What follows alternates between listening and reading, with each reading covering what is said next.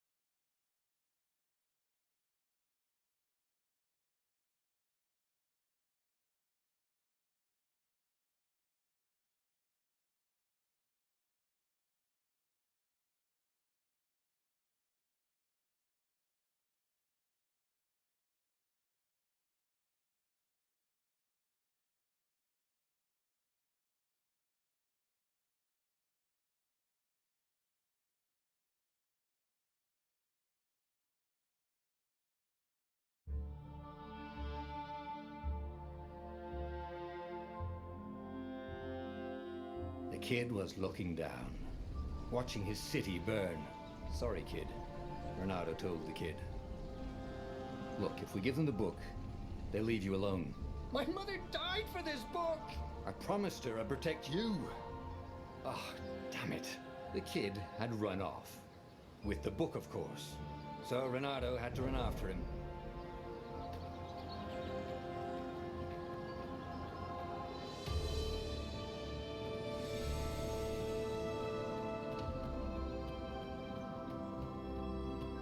The two ravens were staring at the kid like he was their dinner, which probably was what was in their tiny brains. "Hey," Reynardo said. They cocked their heads at him. "Pick on someone as ugly as you." Wait, that didn't come out right. For the Emperor! The ravens cawed and rushed at him.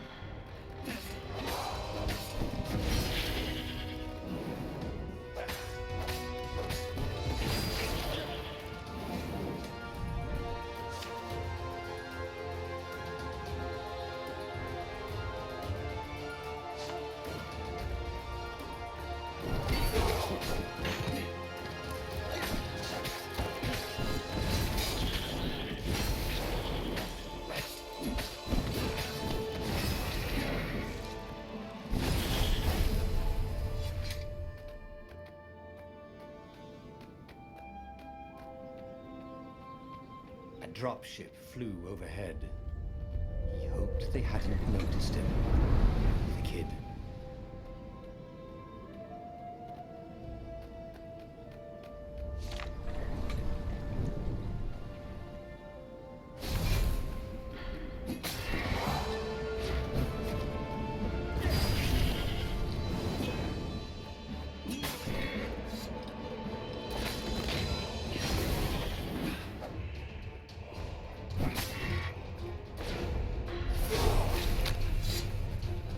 Oh, right. The Gate of Heroes. Someone's idea of a joke, making the skyship docks a gated community. You needed a hero's sword to open it. And the kid was on the other side of the gate. "Who let you through? Promise me you'll take the book to the rebels." Or I'm gonna steal your ship. I'm not taking that damn book anywhere, and neither are you. Try and stop me, laughed the kid. I bet you don't even have a hero sword. And with that, the kid hopped away. Had to hand it to the kid. He was an idiot, but he had guts. Where was Renato going to get a hero sword?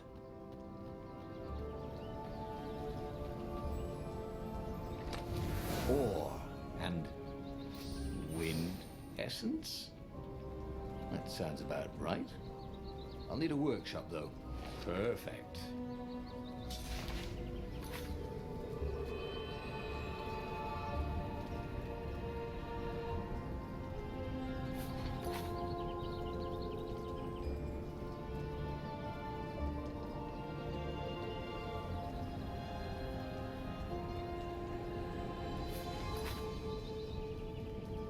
Hero Sword, QED.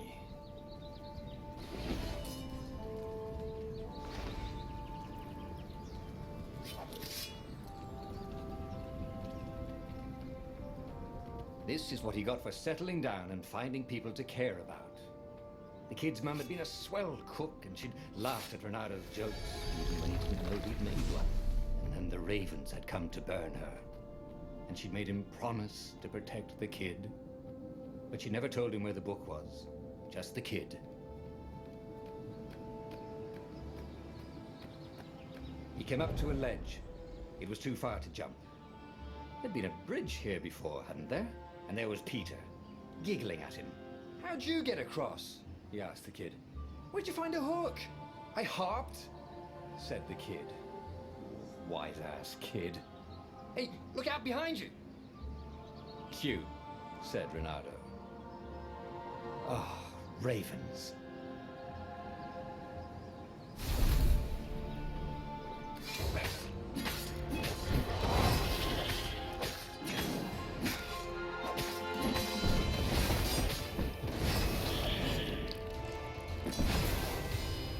It was time to talk some sense into the kid. He just hook his way across the ledge and chase the kid down. Thing was, he hadn't used his hook since he'd retired. How had he done it? Maybe if he meditated at that altar there, he'd remember his old skills.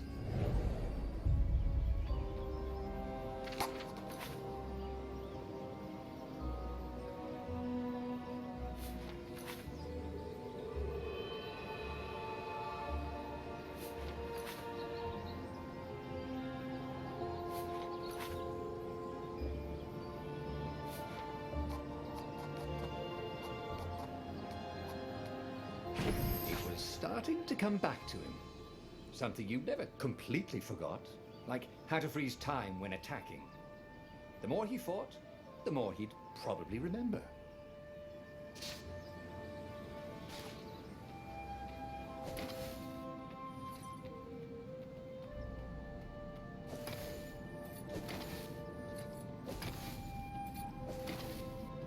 And there was the Farfarer. She was the fastest ship he'd ever known. She could do the Kestra run in 12 furlongs. Oh, so the salesman had told him. And something told him the kid was about to walk into an ambush. "Stop!" he shouted. "I'm not giving you the book!" shouted the kid, and took off. "No! Peter!" But the kid ran for it, and a goggler nailed him with its ivy.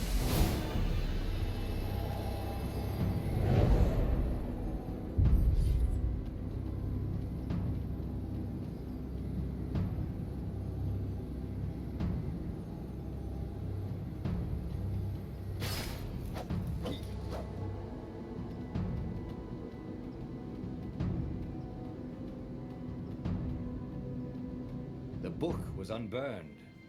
Next to it were the buckles from the kid's shoes, and a kid-sized pile of ashes. Damn it, why hadn't he lied and told the kid he'd take the book to the rebels? The kid would be alive now. Really pissed off and betrayed, but alive. Oh, damn it. Renato picked up the book. He couldn't let the Empire have it now. He was going to have to get it out of there. He'd be a wanted man. Probably have to join the rebellion just to have a place to dock. Well, he'd hated home life anyway.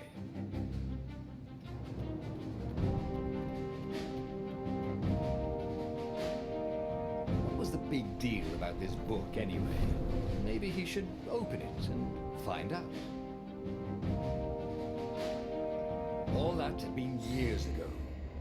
How many? The war was a blur, and now 3 Raven scout ships were chasing him. Where are you running, rebel? Cawed the Raven captain over the loud hailer. Renato could see them cranking up their catapults. Just going out for milk? Renato yelled back. Where can you run?